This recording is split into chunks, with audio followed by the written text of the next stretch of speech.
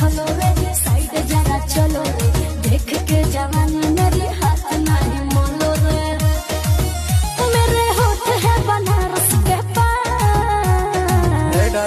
का कमला के काहे मेरो हखी जहां चोली के सामान कर दे छोड़ने में दान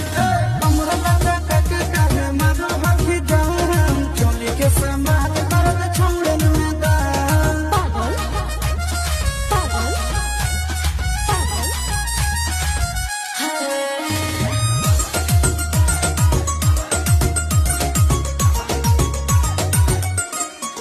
सुनो सजना रे लाडो कंगना रे मैं दिखा दूंगी लुटा दूंगी चीजें अपना रे